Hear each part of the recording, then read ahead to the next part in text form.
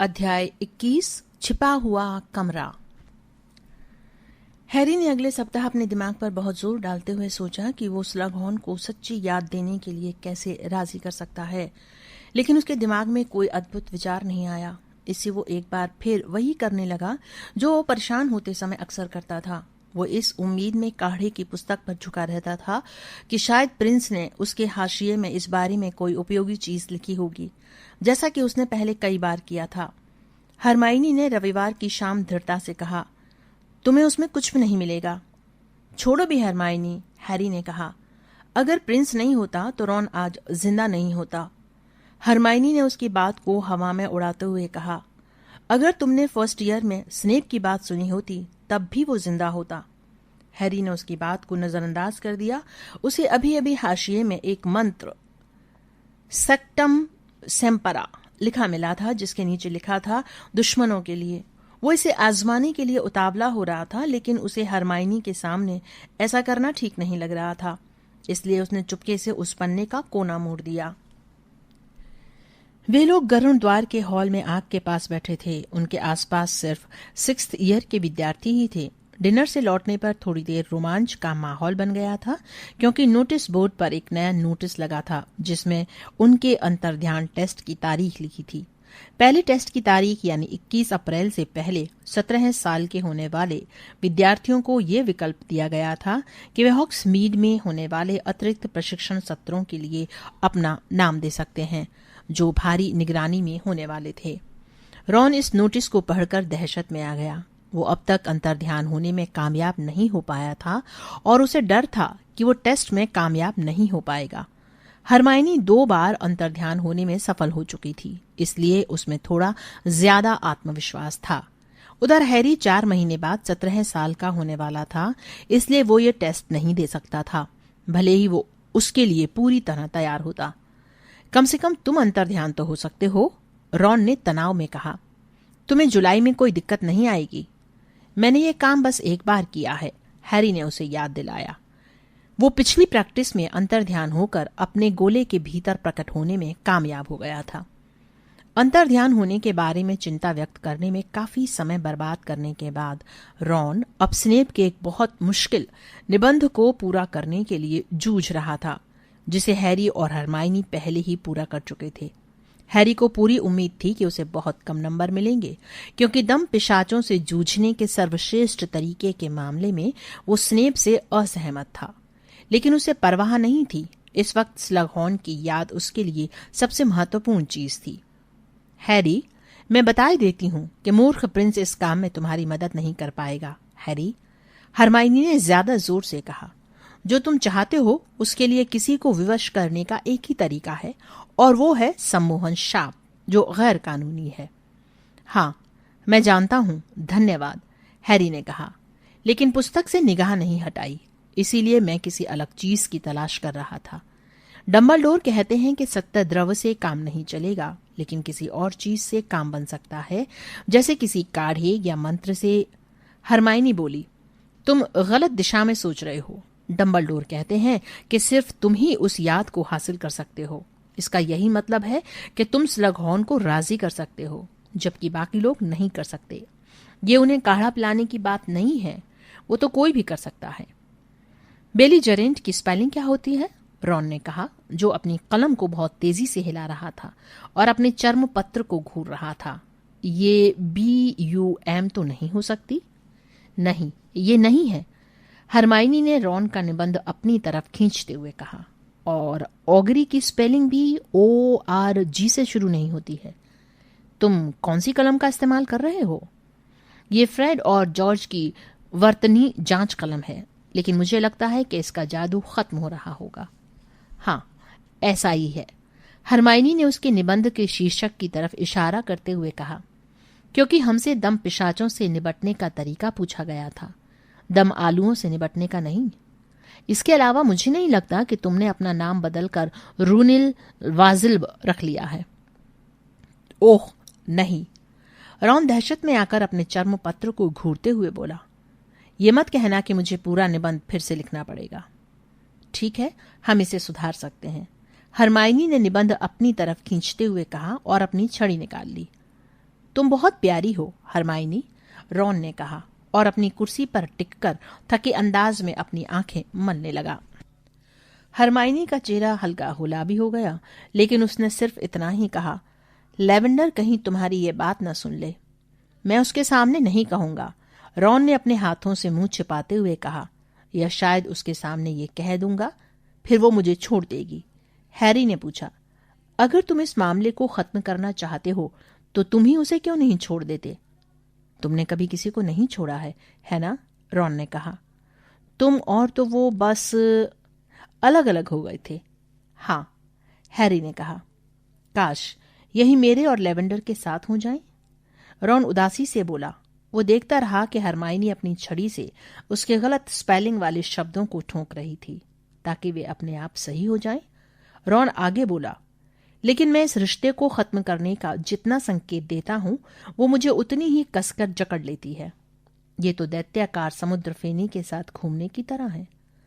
20 minute बाद Hermione ने Ron को उसका निबंध देते हुए कहा, ये लो। बहुत बहुत धन्यवाद, रॉन ने कहा। क्या मैं निष्कर्ष लिखने के लिए तुम्हारी कलम उधार ले सकता हूं? हैरी को हाफ ब्लड प्रिंस के नोट्स में अब तक कोई काम की चीज नहीं मिली थी। उसने मुड़कर चारों तरफ देखा। हॉल में अब सिर्फ वे तीनों ही बचे थे। स्नेप और उनके निबंध को कोसते हुए सीमस कुछ समय पहले सोने चला गया था। बस लकड़ियों के चटकने और रॉन की कलम के चलने की आवाजें ही आ रही थीं। जब वो हरमाइनी की कलम से दम पिशाचों पर आखिरी पैराग्राफ लिख रहा था। हैरी ने अभी जमाई लेते हुए हाफ ब्लड प्रिंस की पुस्तक बंद की ही थी कि तभी खट! हरमाइनी के मुंह से हल्की सी चीख निकल गई। रॉन ने अपने पूरे निबंध पर स्याही फैला दी और हैरी बोला, क्रीचर। घरेलू जिन ने झुककर सलाम किया और अपने गांठदार अंगूठों को देखते हुए बोला, मालिक ने कहा था कि वे मेलफॉय लड़के की गतिविधियों पर नियमित रिपोर्ट चाहते हैं, इसलिए क्रीचर आया है। खट! डॉबी भी क्रीचर के पास प्रकट हो गया था और उसका टिकोजी वाला हेड तिरछा था। डॉबी भी मदद कर रहा था हैरी पॉटर, उसने चिंचियाते हुए कहा और क्रीचर की तरफ वितृष्णा से देखा। और क्रीचर जब हैरी पॉटर से मिलने आए तो उसे डॉबी को बता देना चाहिए ताकि वे दोनों अपनी रिपोर्ट एक साथ दे सकें। ये क्या है? हरमाइनी ने पूछा, जो अब भी घरेलू जिन्नों के अचानक आ जाने से सदमे में दिख रही थी। क्या हो रहा है हैरी? हैरी जवाब देने से पहले झिझका, क्योंकि उसने अब तक हरमाइनी को यह नहीं बताया था कि उसने क्रीचर और डॉबी को मेलफॉय का पीछा करने का आदेश दिया था। हरमाइनी घरेलू जिन्नों के मामले में बहुत संवेदनशील थी।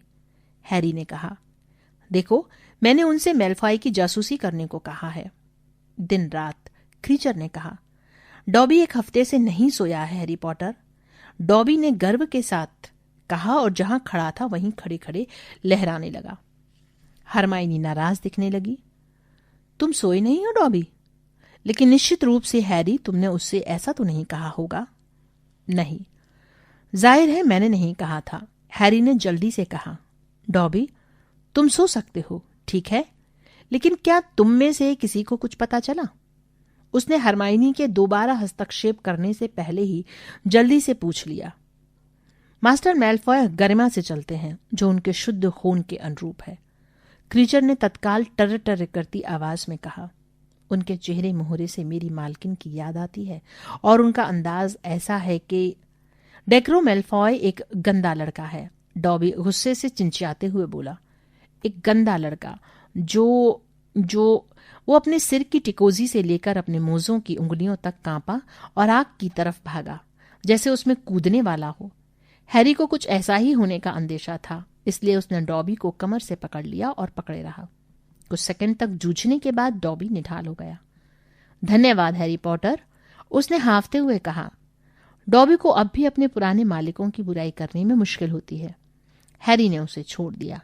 डॉबी ने अपनी टिकोजी सीधी की और क्रीचर से आवेश में कहा, लेकिन क्रीचर को पता होना चाहिए कि ड्रैको मेलफॉय किसी घरेलू जिन्न के लिए अच्छा मालिक नहीं है। हाँ, हमें इस बारे में सुनने की जरूरत नहीं है कि तुम मेलफॉय से कितना प्यार करते हो, हैरी ने क्रीचर से कहा। अब जल्दी से बताओ कि वो दरअसल कहाँ जा रहा है। क्रीचर ने दोबारा सिर झुकाया, फिर वो गुस्से से बोला, मास्टर मेलफॉय बड़े हॉल में खाना खाते हैं, तहखाने के अपने कमरे में सोते हैं, अपनी क्लासों में जाते हैं। डॉबी, तुम मुझे बताओ, हैरी ने क्रीचर की बात काटते हुए कहा, क्या वो किसी ऐसी जगह जा रहा है जहां उसे नहीं जाना चाहिए? हैरी पॉटर, सर, डॉबी चिंचियाया और उसकी गेंद जैसी बड़ी आंखें आग की रोशनी में चमकने लगीं। जहां तक डॉबी देख सकता है, मैलफॉय लड़का कोई नियम नहीं तोड़ रहा है, लेकिन फिर भी वो छिपकर काम कर रहा है। वो दूसरे विद्यार्थियों के साथ हर दिन 7वीं मंजिल पर जाता है, जो एक खास कमरे में उसके दाखिल होने के बाद बाहर पहरा देता है। उस कमरे का नाम है आवश्यकता कक्ष, हैरी ने कहा और अपने माथे पर उच्च स्तरीय काढ़ा निर्माण पुस्तक दे मारी।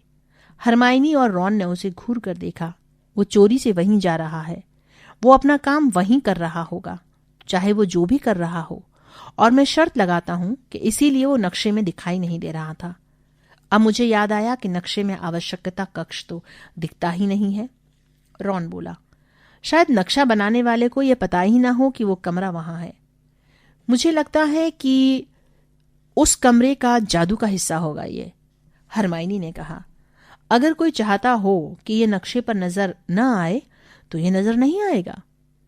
हैरी ने उत्सुकता से कहा, डॉबी, क्या तुमने अंदर जाकर देखा कि मैलफॉय क्या कर रहा है?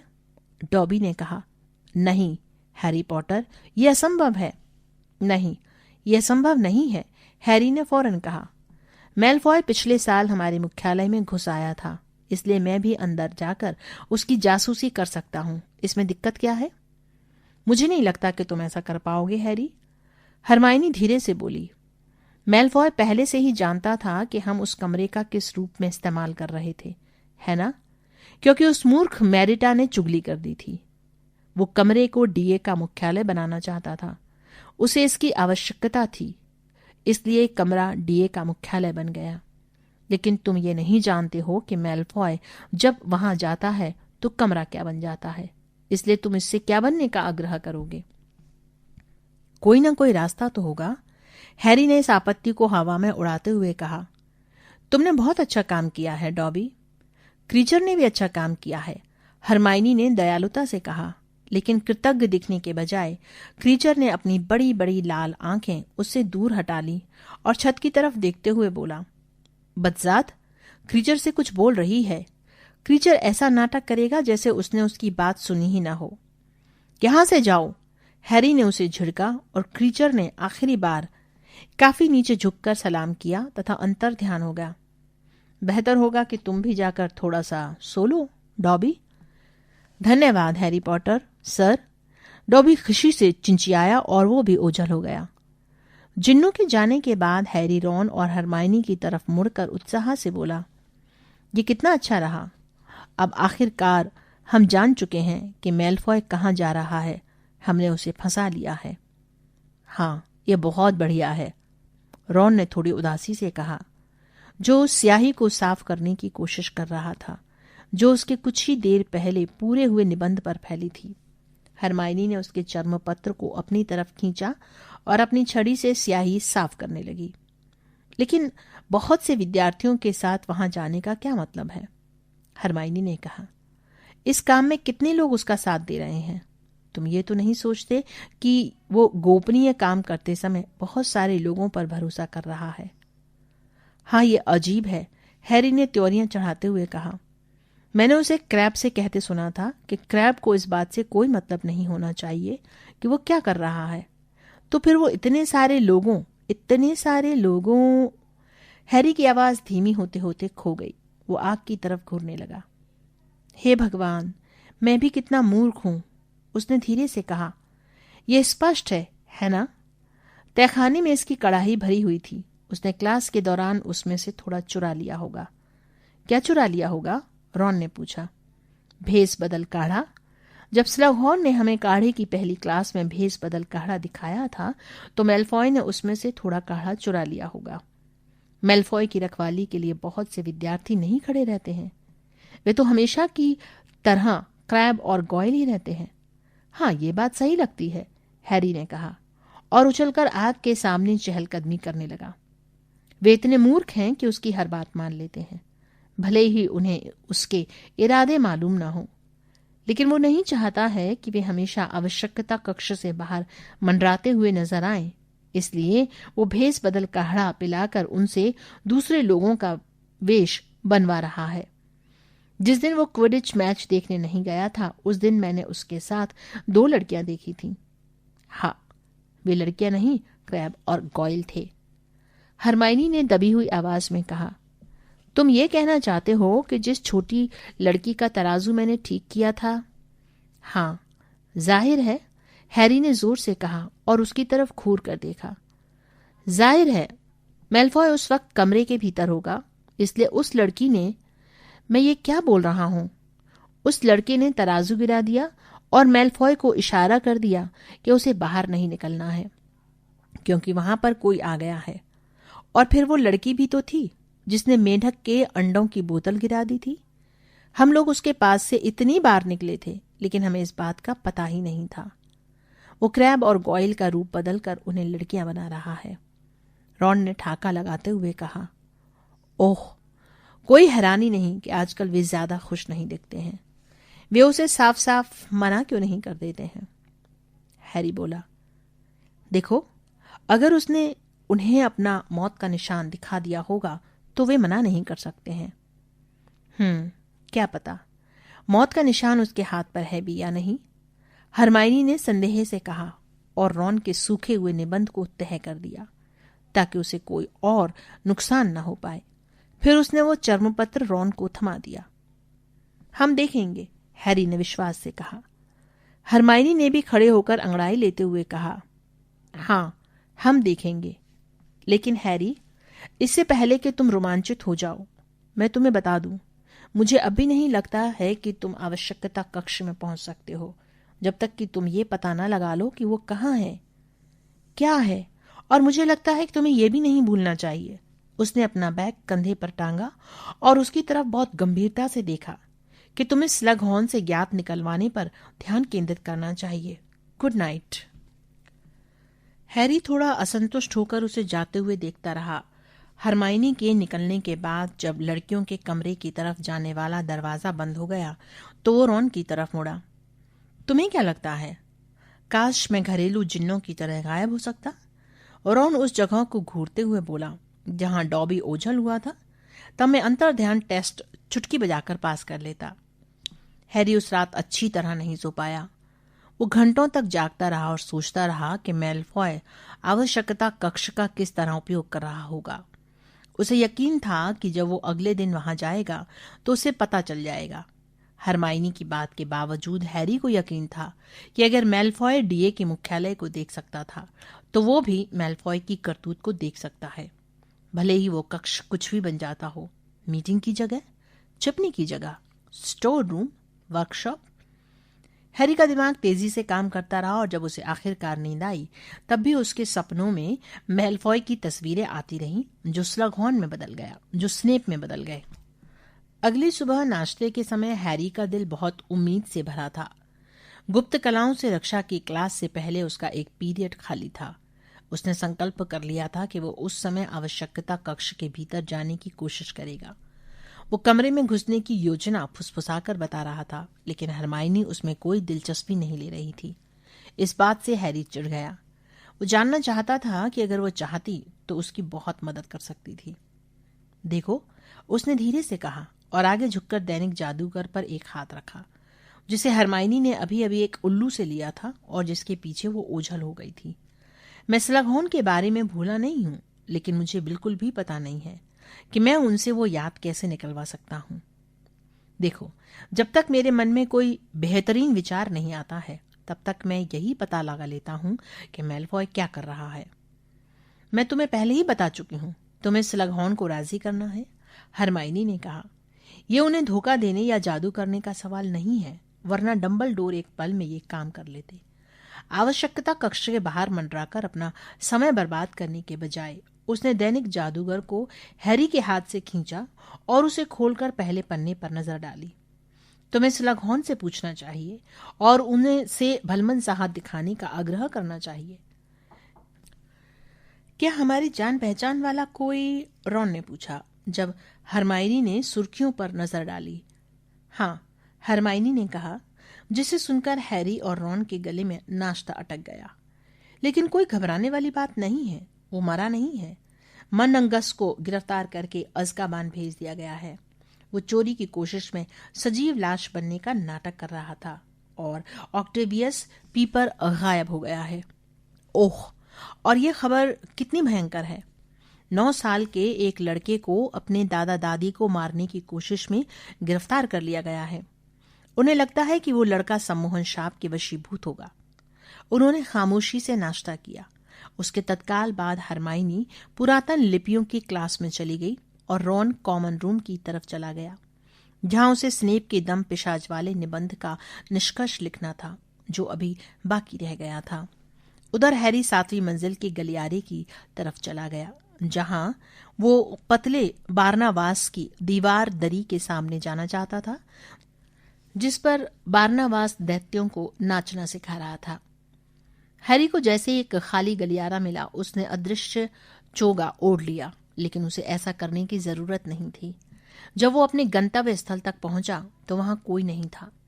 हैरी को पता नहीं था कि कमरे के भीतर उसके पहुंचने की संभावना मैल्फॉय के अंदर होने पर बेहतर थी या बाहर रहने पर, लेकिन कम से कम उसकी पहली कोशिश में ये पेंच तो नहीं था कि क्रैब या गॉयल 11 साल की लड़की होने का नाटक कर रहे हों।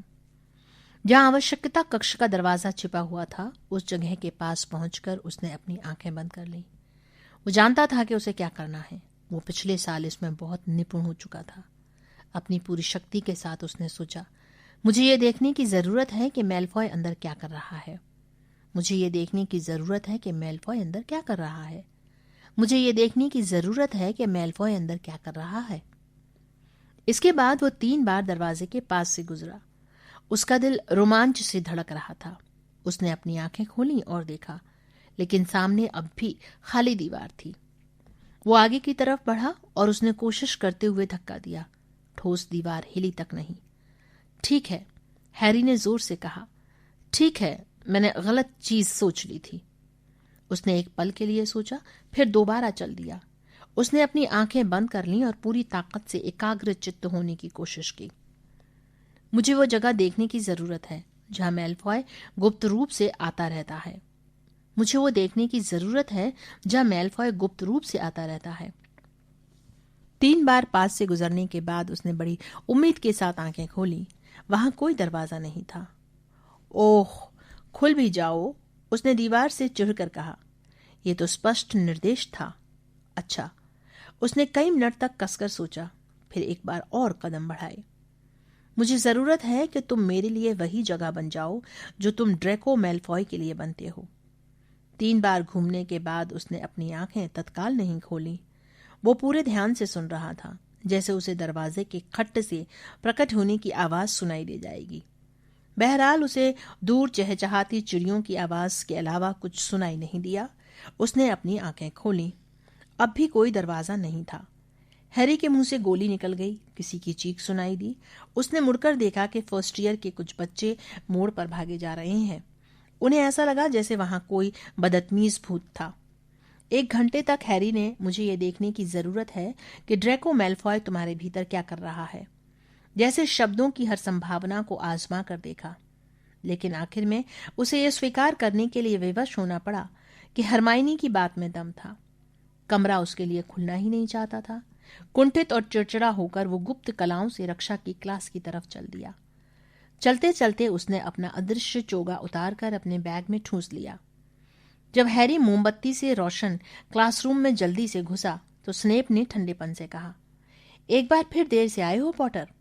गरुण द्वार के 10 पॉइंट कम। हैरी ने स्नेप की तरफ त्योरियां चढ़ाकर देखा और जल्दी से रॉन के पास जाकर बैठ गया। क्लास के आधे विद्यार्थी अब भी खड़े थे, अपनी पुस्तकें निकाल रहे थे और सामान जमा रहे थे। इसका मतलब यह था कि वे भी अभी अभी आए थे और उसे आने में ज्यादा देर नहीं हुई थी। इससे पहले कि हम शुरू करें, मैं तुम लोगों से दम पिशाचों वाले निबंध चाहता हूं। स्नेप ने अपनी छड़ी लापरवाही से लहराई, जिससे 25 चर्मपत्र हवा में उड़े और करीने से उनकी डेस्क पर पहुंच गए। और मुझे उम्मीद है कि ये उस बकवास से बेहतर होंगे जो मुझे सम्मोहन शाप का प्रतिरोध करने के मामले में झेलनी पड़ रही है। अब तुम लोग अपनी पुस्तकें खोल लो। क्या बात है मिस्टर फिनिगन? सीमस ने कहा। सर, क्या आप हमें ये बता सकते हैं कि सजीव लाश और भूत में क्या अंतर होता है? क्योंकि दैनिक जादूगर में सजीव लाश के बारे में कुछ आया है। नहीं, उसमें कुछ नहीं आया है, स्नेप ने ऐसी आवाज में कहा जिसमें बोरियत का पुट था। लेकिन सर, मैंने लोगों को इस बारे में बात करते सुना है। मिस्टर फिनिगन, अगर तुमने वास्तव में वो लेख पढ़ा होता तो तुम जान जाते कि वो तथाकथित सजीव लाश दरअसल मन्नंगस फ्लेचर नाम का घटिया चोर था। मुझे लगता था कि स्नेप और मन्नंगस एक ही समूह में थे। हैरी ने रॉन और हरमाइनी से बुदबुदाकर कहा, क्या उन्हें मन्नंगस की गिरफ्तारी से विचलित नहीं होना चाहिए? लेकिन लगता है पॉटर के पास इस विषय पर काफी जानकारी है। स्नेप ने कमरे के पीछे की तरफ इशारा करते हुए कहा। उनकी काली आंखें हैरी पर टिकी हुई थीं। पॉटर से पूछ लेते हैं कि हम सजीव लाश और भूत में अंतर कैसे बता सकते हैं। पूरी क्लास ने हैरी की तरफ देखा, जो जल्दी से यह याद करने की कोशिश कर रहा था कि डंबलडोर ने उसे उस रात को क्या बताया था जब वे स्लगहॉर्न से मिलने गए थे। देखिए, भूत पारदर्शी होते हैं, उसने कहा। ओह, बहुत बढ़िया, स्नेप ने बीच में अपने होंठ सिकोड़ कर कहा। हाँ, ये देखना बहुत अच्छा लगा कि लगभग 6 साल की जादुई शिक्षा में तुमने इतना कुछ सीख लिया है पॉटर। भूत पारदर्शी होते हैं। पेंसी पार्किंसन ऊंचे स्वर में हंसी। कई और लोग भी मुस्कुराने लगे। हैरी ने गहरी सांस ली और शांति से आगे कहा, हालांकि उसके भीतर आग लगी हुई थी। हाँ, भूत पारदर्शी होते हैं, लेकिन सजीव लाश मरे हुए शरीर होते हैं, इसलिए वे ठोस होंगे। इतना तो 5 साल का बच्चा भी बता सकता है, स्नेप ने व्यंग से कहा। सजीव लाश ऐसी लाश होती है जिसे शैतानी जादूगर ने मंत्र से पुनर्जीवित कर दिया है।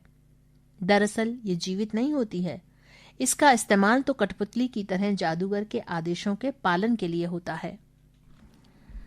जैसा मुझे यकीन है, अब तक तुम लोग ये जान चुके होंगे कि भूत गुजरी हुई आत्मा का धरती पर छोड़ा गया निशान है। और जाहिर है, जैसा पॉटर ने तुम्हें बहुत समझदारी से बताया है, भूत पारदर्शी होता है। देखिए, अगर हम उनमें भेद करने की कोशिश कर रहे हों तो हैरी ने जो कहा है वो सबसे उपयोगी है, रॉन ने कहा। अगर हम किसी अंधेरी गली में किसी के सामने आते हैं तो हम तत्काल देख सकते हैं कि ये ठोस है या नहीं। या फिर हम ये पूछें, माफ करना, कि आप गुजरी हुई आत्मा की धरती पर छूटे निशान हैं? हंसी की लहर दौड़ गई, लेकिन जब स्नेप ने गुस्से से पूरी क्लास को घूर कर देखा तो खामोशी छा गई। गरुड़ द्वार के 10 और पॉइंट कम, स्नेप ने कहा। मुझे तुमसे इससे ज्यादा परिष्कृत व्यवहार की उम्मीद भी नहीं थी, रोनाल्ड वीजली, वो लड़का जो इतना ठोस है कि कमरे में आधा इंच भी अंतर्ध्यान नहीं हो पाता। नहीं, हरमाइनी ने फुसफुसाकर हैरी से कहा और उसकी बांह पकड़ ली। जब हैरी ने अपना मुंह आवेश में खोला, कोई फायदा नहीं है, तुम्हें एक बार फिर सजा मिल जाएगी, रहने दो। अब पुस्तक का 213 पेज खोल लो, स्नेप ने कहा, और थोड़ा मुस्कराए, और पहले 2 पैराग्राफ पढ़ो जो पीड़ीकृत शाप के बारे में है। रॉन पूरी क्लास में बुझा बुझा रहा। जब क्लास के अंत में घंटी बजी तो लेवेंडर रॉन और हैरी के पास आ गई। हरमाइनी उसके आने पर रहस्यमय तरीके से गायब हो गई थी तथा स्नेप को बुरा भला कहने लगी। लेवेंडर ने कहा कि रॉन के अंतर्ध्यान होने के बारे में स्नेप को ताना नहीं मारना चाहिए था, लेकिन इससे रॉन और चिड़चिड़ा दिखने लगा तथा उसने हैरी के साथ लड़कों के बाथरूम में जाने का बहाना बनाकर लेवेंडर से पीछा छुड़ाया। स्नेप ने ठीक कहा है ना? रॉन 1-2 मिनट तक चटके हुए आईने में घूरने के बाद बोला, मैं नहीं जानता कि मुझे टेस्ट देने जाना भी चाहिए या नहीं। मैं अंतर्ध्यान होना अब तक नहीं सीख पाया हूं। तुम हॉक्समीड में होने वाले अतिरिक्त प्रैक्टिस सेशन में भाग लेकर देख लो कि उससे तुम्हें कितना फायदा होता है, हैरी ने तर्कपूर्ण ढंग से कहा। किसी मूर्खतापूर्ण गोले में प्रकट होने से तो ये ज्यादा रोचक रहेगा। अगर उसके बाद भी तुम उतनी अच्छी तरह ये काम नहीं कर पाते हो जितना कि तुम चाहते हो, तो तुम बाद में मेरे साथ टेस्ट दे देना। मीना, ये लड़कों का बाथरूम है। एक लड़की का भूत उनके पीछे वाले टॉयलेट में से बाहर निकल आया था और अब बीच हवा में तैर रहा था। वो लड़की अपने मोटे सफेद गोल चश्मे से उनकी तरफ घूर रही थी। ओह, उसने उदासी भरी आवाज में कहा, तो तुम दोनों हो? तो तुम किसकी उम्मीद कर रही थीं? रॉन ने आईने में उसकी तरफ देखते हुए कहा। किसी की नहीं। मायूस मीना अपनी ठुड्डी के एक मुहासे को उखाड़ते हुए बोली। उसने कहा था कि वो मुझसे आकर मिलेगा, लेकिन ये बात तो तुमने भी कही थी। उसने हैरी की तरफ उलाहने भरी निगाह डाली। मैंने तुम्हें कई महीनों से नहीं देखा है। मैंने सीख लिया है कि लड़कों से बहुत ज्यादा उम्मीद नहीं रखनी चाहिए। मुझे लगता था कि तुम लड़कियों के बाथरूम में रहती हो, हैरी ने कहा, जो कुछ सालों से इस बात का ध्यान रख रहा था कि उस जगह के आसपास भी न जाए। मैं वहीं रहती हूं, मीना ने चिढ़कर कंधे उचकाते हुए कहा। लेकिन इसका यह मतलब नहीं है कि मैं बाकी जगहों पर नहीं जा सकती हूं। तुम्हें याद है मैंने तुम्हें प्रीफेक्ट्स वाले बाथरूम में नहाते समय देखा था? बहुत अच्छी तरह, हैरी ने कहा। लेकिन मुझे लगा था कि वो मुझे पसंद करता है, उसने दुखी मन से कहा। अगर तुम दोनों चले जाओ तो शायद वो आ जाएगा। हम दोनों में बहुत सी बातें एक जैसी हैं। मुझे यकीन है कि उसे भी ऐसा ही महसूस हुआ होगा। और उसने बड़ी उम्मीद से दरवाजे की तरफ देखा। जब तुम कहती हो कि तुम दोनों में बहुत सी बातें एक जैसी हैं, रॉन ने थोड़े मजे लेते हुए कहा, तो क्या इसका मतलब यह है कि वो भी टॉयलेट में रहता है? नहीं, मीना ने आवेश में कहा और उसकी आवाज पुराने टाइलों वाले बाथरूम में चारों तरफ जोर से गूंजने लगी।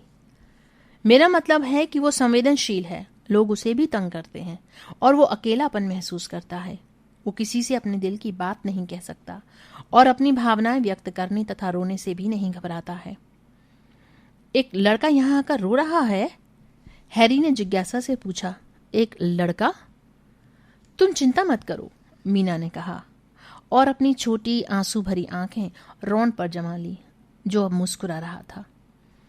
मैंने वादा किया था कि मैं ये बात किसी को भी नहीं बताऊंगी और मैं उसके राज को अपनी कब्र तक तो नहीं ले जाओगी, है ना? रॉन ने हंसते हुए कहा। हाँ, गटर में जरूर ले जा सकती हो। मीना गुस्से से गरजी और उसने दोबारा टॉयलेट में गोता मार दिया, जिससे पानी किनारों से उछलकर फर्श पर आ गया। मीना को उकसाने के बाद रॉन की हिम्मत लौट आई। तुम ठीक कहते हो, उसने अपना स्कूल बैग कंधे पर टांगते हुए कहा। मैं टेस्ट दूं या ना दूं, यह फैसला करने से पहले हॉग्समीड के प्रैक्टिस सेशन में चला जाता हूं। अगले वीकेंड पर हरमाइनी और 6th ईयर के बाकी विद्यार्थियों के साथ रॉन हॉग्समीड की तरफ चल दिया। वे सभी विद्यार्थी वहां जा रहे थे जो 17 साल के थे या 15 दिन में 17 साल के होने वाले थे और 15 दिन बाद टेस्ट देना चाहते थे। हैरी ने थोड़ी ईर्ष्या से उन्हें गांव में जाने की तैयारी करते देखा। उसे वहां की यात्रा छोड़ने का अफसोस हो रहा था। ये वसंत का एक बहुत सुहाना दिन था। काफी समय बाद आसमान इतना साफ था। बहरहाल उसने ये फैसला किया था कि वो इस समय का उपयोग आवश्यकता कक्ष में एक और कोशिश करने के लिए करेगा। जब हैरी ने हरमाइनी और रॉन को प्रवेश हॉल में अपनी योजना बताई तो हरमाइनी बोली, इससे अच्छा तो ये रहेगा कि तुम सीधे स्लगहॉर्न के ऑफिस में जाओ और उनसे वो याद निकलवाने की कोशिश करो। मैं कोशिश तो कर रहा हूं, हैरी ने बात काटते हुए कहा, जो बिल्कुल सच था। स्लगहॉर्न को अकेले में घेरने के लिए वो उस सप्ताह काढ़े की हर क्लास के बाद सबसे आखिर तक रुका रहा था, लेकिन स्लगहॉर्न इन दिनों इतनी तेजी से तहखाने से बाहर निकल जाते थे कि हैरी उन्हें पकड़ नहीं पाता था। हैरी ने 2 बार उनके ऑफिस तक जाकर दरवाजा खटखटाया था, लेकिन उसे कोई जवाब नहीं मिला था। हालांकि उसे यकीन था कि दूसरे मौके पर उसने पुराने ग्रामोफोन की जल्दी से कम की गई आवाज सुन ली थी। वे मुझसे बात नहीं करना चाहते हैं, हरमाइनी। वे जान गए हैं कि अब मैं उन्हें अकेले में घेरना चाहता हूं और वे ऐसा होने नहीं देना चाहते। देखो, तुम्हें कोशिश करते रहना चाहिए, है ना? विद्यार्थियों की छोटी कतार फिल्च के पास से गुजरने का इंतजार कर रही थी, जो खुफिया संवेदन सूचक से हमेशा की तरह उनकी तलाशी ले रहा था। वो कुछ कदम आगे बढ़ा। हैरी ने हरमाइनी की बात का कोई जवाब नहीं दिया ताकि फिल्च उसकी बात न सुन ले। रॉन और हरमाइनी को शुभकामनाएं देने के बाद वो संगमरमर की सीढ़ियों पर चढ़ने लगा। हरमाइनी चाहे जो कहे, हैरी ने आवश्यकता कक्ष में 1-2 घंटे खोज करने का संकल्प कर लिया था। प्रवेश हॉल से दूर पहुंचने पर हैरी ने बैग में से अपना अदृश्य चोगा और नक्शा निकाल लिया। खुद को छिपाने के बाद उसने नक्शे को ठोंका और बुदबुदाया, मैं कसम खाता हूं कि मैं जो भी कहूंगा झूठ कहूंगा और झूठ के सिवा कुछ नहीं कहूंगा। फिर उसने नक्शे को गौर से देखा। चूंकि यह रविवार की सुबह थी, इसलिए लगभग सभी विद्यार्थी अपने अपने कॉमन रूम में थे। गरुण द्वार वाले एक टॉवर में थे, चील घात वाले दूसरे टॉवर में, नाग शक्ति वाले तहखाने में थे और मेहनत कश वाले किचन के पास के बेसमेंट में। एकाध विद्यार्थी यहां वहां लाइब्रेरी या गलियारे में चलता दिख रहा था। कुछ लोग बाहर मैदान में थे और 7वीं मंजिल के गलियारे में ग्रेगरी गॉयल अकेला खड़ा था। आवश्यकता कक्ष का कोई नामो निशान नहीं था, लेकिन हैरी को उसकी चिंता नहीं थी। अगर गॉयल उसके बाहर खड़ा खड़ा पहरा दे रहा था तो इसका मतलब यह था कि कमरा खुला था, चाहे नक्शे को इस बात का पता हो या ना हो। वो सीढ़ियों पर दौड़ने लगा और उस गलियारे के कोने पर पहुंचने के बाद ही धीमा हुआ। वहां वो बहुत धीरे धीरे उस छोटी लड़की की तरफ रेंगने लगा जो अपने हाथ में पीतल का भारी तराजू लेकर खड़ी थी। यह वही लड़की थी जिसकी 15 दिन पहले हरमाइनी ने मदद की थी। उसने इंतजार किया जब तक वो उसके ठीक पीछे नहीं पहुंच गया। फिर बहुत नीचे झुककर वो फुसफुसाया, हेलो, तुम बहुत सुंदर हो, है ना? गॉयल ने दहशत भरी तेज चीख निकाली और तराजू हवा में उछालकर दूर भाग गया। इससे पहले कि तराजू के गलियारे में गूंजने की आवाज आए, वो भागता हुआ ओझल हो चुका था। हैरी हंसते हुए पीछे की खाली दीवार को देखने के लिए मुड़ा। उसे यकीन था कि ड्रैको मैल्फॉय वहां पर मूर्ति की तरह स्थिर खड़ा होगा, क्योंकि उसे पता चल गया होगा कि कोई ऐसा व्यक्ति वहां आ गया है जिसे वहां नहीं आना चाहिए था, लेकिन वो बाहर निकलने की हिम्मत नहीं कर सकता था। इससे हैरी को शक्ति का एक बहुत सुखद एहसास हुआ। फिर उसने ये याद करने की कोशिश की कि उसने किन शब्दों के तालमेल को आजमा कर नहीं देखा था। बहरहाल उसका आशावादी मूड ज्यादा देर तक कायम नहीं रहा। अगले आधे घंटे में उसने बहुत सारे शब्दों के तालमेल आजमाए, लेकिन दीवार पर दरवाजा प्रकट नहीं हुआ। हैरी को बहुत ज्यादा निराशा हुई। मैल्फॉय उससे कुछ फुट दूर था और इस बात का जरा सा भी सबूत नहीं था कि वो वहां क्या कर रहा था। अपना संयम पूरी तरह खोकर हैरी भागकर दीवार के पास गया और उस पर जमकर लात मार दी। आउच! उसे लगा कि उसके पैर का पंजा टूट गया है। जब वो उसे पकड़कर एक पैर पर कूदने लगा तो अदृश्य चोगा उसके ऊपर से फिसल गया। हैरी! वो एक पैर पर ही घूमा और गिर गया। उसे ये देखकर बहुत हैरानी हुई कि वहां पर टोंक्स खड़ी थी। वो उसकी तरफ ऐसे आ रही थी जैसे वो अक्सर इस गलियारे में घूमती हो। तुम यहां क्या कर रही हो? हैरी ने खड़े होते हुए कहा। वो इस बात पर चिढ़ रहा था कि टोंक्स उसे हमेशा गिरा हुआ ही क्यों देखती है। टोंक्स बोली, मैं डंबलडोर से मिलने आई हूं। हैरी को लगा कि वो भयंकर दिख रही थी। वो पहले से ज्यादा दुबली दिख रही थी और उसके चूहे जैसे रंग वाले बाल बेजान दिख रहे थे। उनका ऑफिस यहां नहीं है, हैरी ने कहा। यह महल के दूसरी तरफ है, गॉरगाइल के पीछे। मैं जानती हूं, टोंक्स ने कहा। वे वहां नहीं हैं। जाहिर है वे एक बार फिर चले गए हैं। क्या सचमुच? हैरी ने कहा और अपने घायल पैर को धीरे से दोबारा फर्श पर रखा। सुनो, क्या तुम जानती हो कि वे कहाँ जाते हैं? नहीं, टोंक्स ने कहा। तुम उनसे मिलना क्यों चाहती थी? कोई खास काम नहीं था, टोंक्स ने अपने दुशाले की आस्तीन को पकड़ते हुए कहा। मैंने तो बस सोचा था कि उन्हें शायद मालूम होगा कि क्या हो रहा है। मैंने अफवाहें सुनी हैं, लोग घायल हो रहे हैं। हाँ, मैं जानता हूं, ये सब अखबारों में है, हैरी ने कहा। वो छोटा बच्चा जिसने अपने दादा दादी को मारने की कोशिश की थी। दैनिक जादूगर बहुत पीछे चल रहा है, टोंक्स ने कहा, जो उसकी बात जैसे सुन ही नहीं रही थी। तुम्हारे पास हाल ही में माया पंछी के समूह से किसी की चिट्ठी तो नहीं आई? समूह का कोई व्यक्ति अब मुझे चिट्ठी नहीं लिखता है, हैरी ने कहा। जब से सीरियस। हैरी ने देखा कि टोंक्स की आंखों में आंसू आ गए थे। मुझे माफ करना, वो अजीब तरीके से बुदबुदाया। मेरा मतलब है, मुझे भी उसकी याद आती है। क्या? टोंक्स ने सूनेपन से कहा, जैसे वो उसकी बात नहीं सुन पाई हो। अच्छा, तो फिर मिलते हैं, हैरी। इसके बाद वो फौरन मुड़ी और जल्दी से गलियारे में आगे बढ़ गई। हैरी पीछे से उसे घूर कर देखता रहा। एक आध मिनट बाद उसने दोबारा अदृश्य चोगा ओढ़ लिया और आवश्यकता कक्ष में घुसने की कोशिश करने लगा, लेकिन अब उसका दिल इस काम में नहीं था। आखिरकार उसे अपने पेट में खोखलेपन का एहसास हुआ। वो जानता था कि रॉन और हरमाइनी जल्दी ही लंच के लिए आ जाएंगे, इसलिए उसने अपनी कोशिश छोड़ दी और गलियारे को मैल्फॉय के लिए खाली छोड़ दिया। हैरी जानता था कि मैल्फॉय अभी कुछ घंटे तक बाहर निकलने से डरेगा। उसे रॉन और हरमाइनी बड़े हॉल में मिले जो आधा लंच कर चुके थे। मैंने ये काम कर दिया, यानी एक तरह से कर दिया, रॉन ने हैरी को देखते ही उत्साह से कहा। मुझे मैडम पड़ी फुट की टी शॉप के बाहर तक अंतर्ध्यान होना था, लेकिन मैं उससे थोड़ा आगे निकल गया।